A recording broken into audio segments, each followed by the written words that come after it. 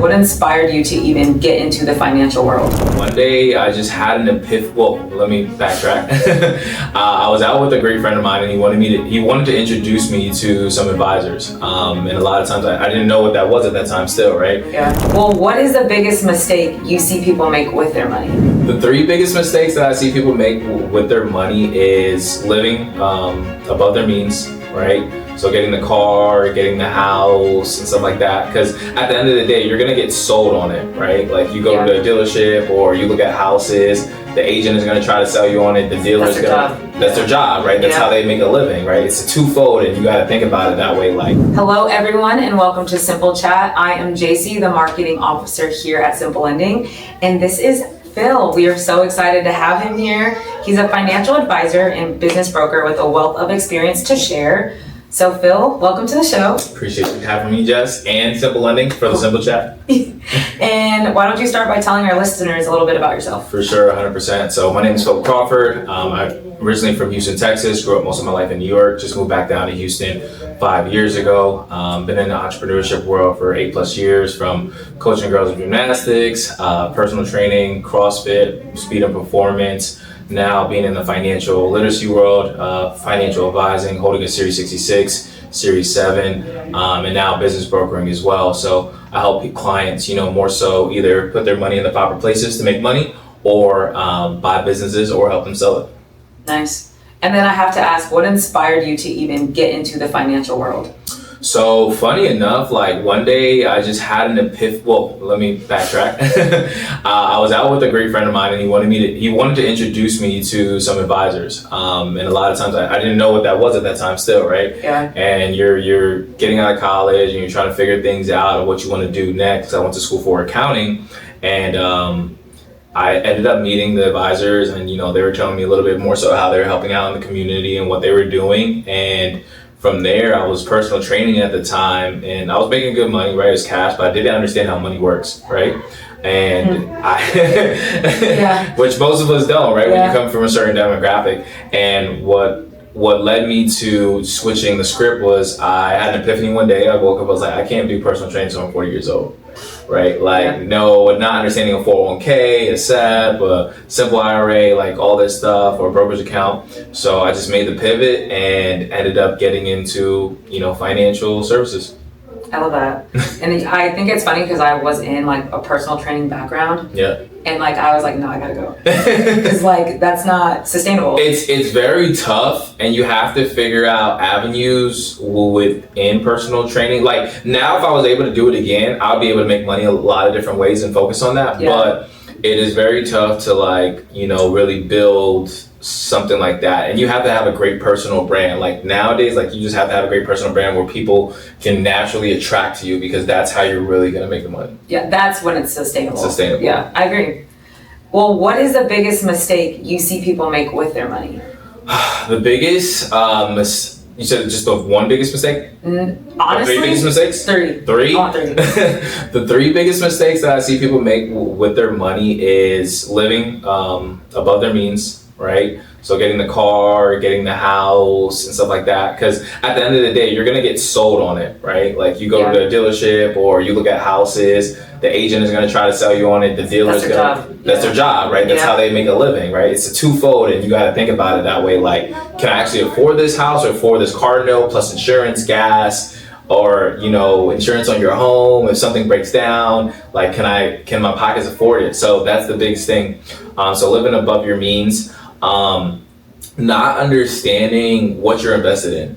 I think that's big, right? Like people don't understand what they invest in, because they think, hey, I'm going to invest in this one company and it's going to grow to this X amount of dollars. And it doesn't work like that, because it's compound interest, and you have to have some type of cash flow to invest your money into it consistently, because that's how your money's going to grow. But you also have to think about hey, there is a ceiling possibly with this company, right? Like if I'm looking at Target retail stores, right? And Target, obviously, the whole thing, shebang's going on with, DEI, whatever the case may be is.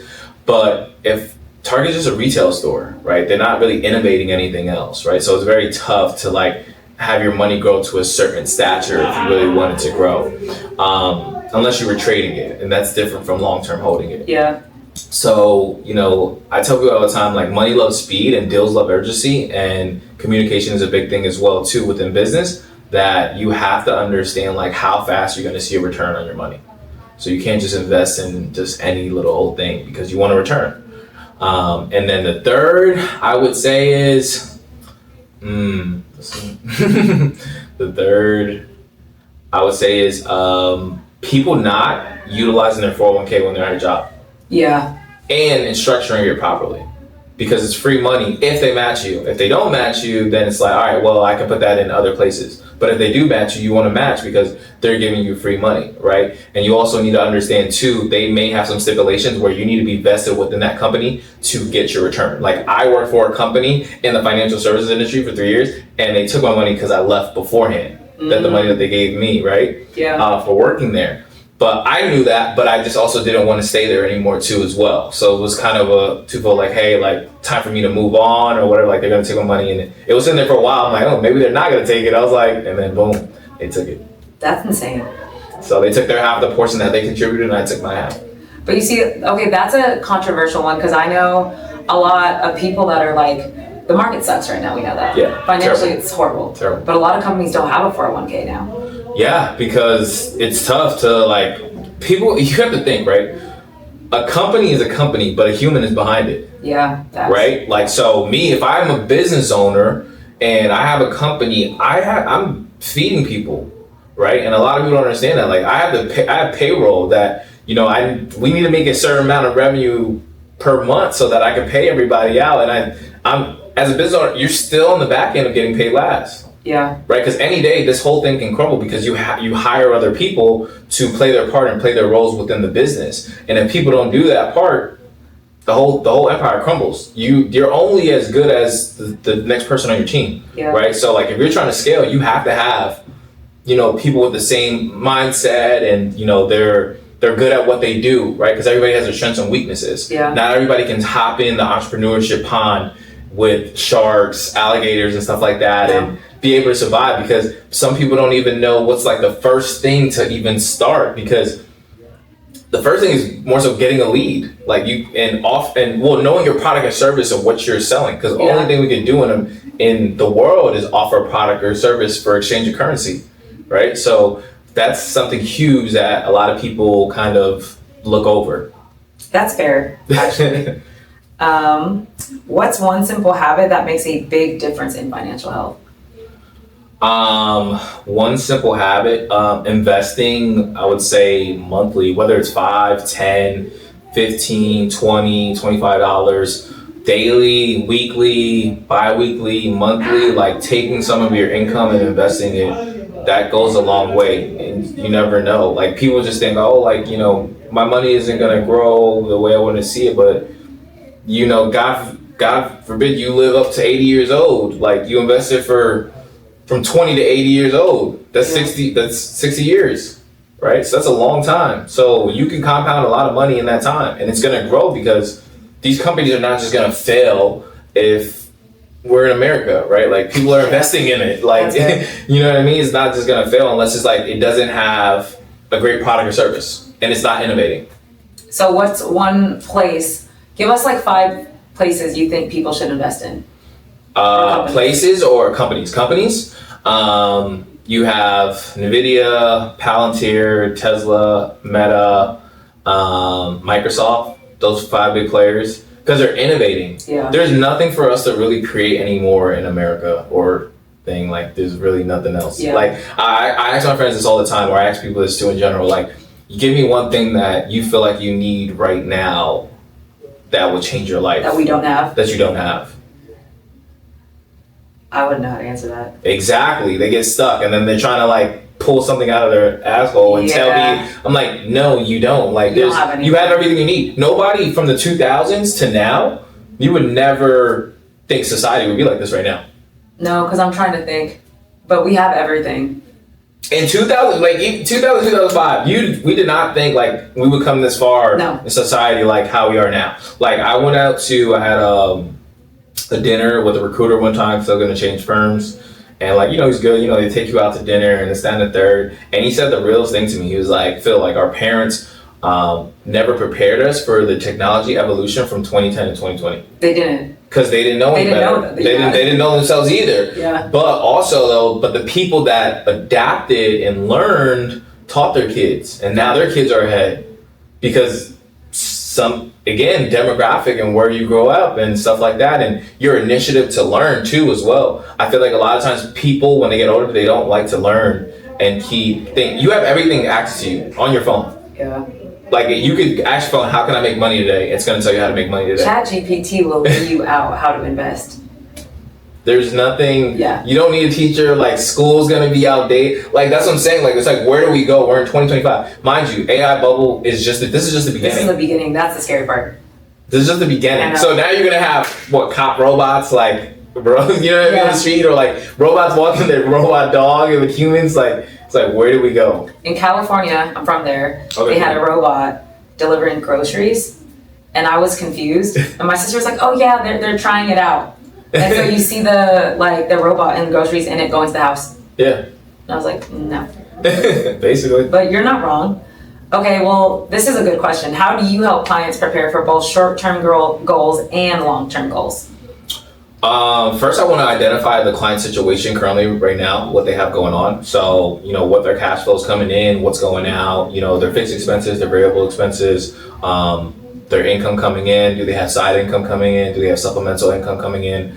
I want to know all that and just understand them too as a person too, right? Like I got to understand what investor that I'm working with. Are they conservative? Are they moderate? Are they aggressive? Are they super aggressive? Right? Like me, I'm a super aggressive person just because I understand everything that's going on in the world, right? And I'm not gonna say that. It didn't take me a while. Like once I learned how money and how each account works, how each account is taxed, it was ball game. Then it was learning the business side of stuff too, because there's two separate parts, business and money, how it works, right? Like you got to understand from your business plan how to generate leads, inbound, outbound marketing. What are you providing as a product or service? Customer servicing for people that are unhappy or they're happy and stuff like that. It's a never ending when it comes to business, and you have to stay on top of your game. You have to adapt. And like I said, like money loves speed and deals love urgency. So you can have a product or service, and I can have a product or service the same, and we offer the same thing. It's who's going to get to that client the fastest, and who's going to do the best job the fastest that wins the deal. Yeah.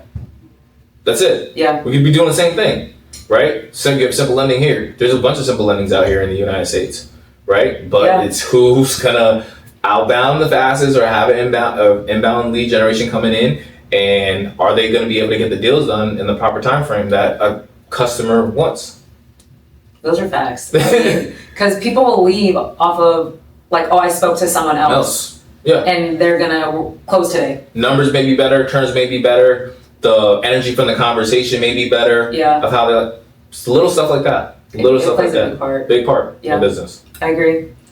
If you could give your younger self one piece of financial advice, what would it be? One piece of financial advice. One, don't go half and put your money that I had made to my student loan debt, because especially if it's federal, because your interest rate is low, and invest a lot of that cash in some markets. I'll be a multimillionaire right now. If all the information I had now compare that, I'll be a multimillionaire off the grid. Well, you heard it. This is how you become a multimillionaire. I'll be off the grid. Literally, I like tell myself this all the time. But I also say it's two sides of the story, right? Like God possibly didn't want me to have that at that early of age, because who knows? Yeah. Because there's people that have got, seen it early and then lost it. Yeah, it's gone. It's gone because they don't know how to manage it, and they think it's like a forever thing, and then it's their mindset too as well. Yeah. Like you've seen like superstars, athletes, entertainers go broke just because it's like, I'm not gonna listen to anybody. I'm gonna do me and just do whatever I want. And it is what it is. And it's the craziest thing. I'm like, yo, you see that much money and you just let it evaporate like that? That's like actually the scary part, is people not understanding that money goes away. Like you buying a $10,000 whatever, like do you really need it? It's currency is meant to flow forever. Like, it's gonna go in and out. You're gonna make money. You're gonna lose money. You're gonna go through hard times. You're gonna go through easy times, and that's just like life. Like everybody can't go to the NFL. Everybody can't go to the MLB. Everybody can't go to the NBA. Like, there's only 20 something spots in the NBA, and there's millions and billions of people out here in the world. Yeah. Right. So it's just like, one, God gave you the talent. Two, and you got super lucky, because a lot of times there's politics with that stuff too as well. You know. So that's how I view it. No, you got my mind thinking, and I appreciate that. And I appreciate you for coming on Simple Chat. For sure, 100%. Thank you guys for tuning in. Peace.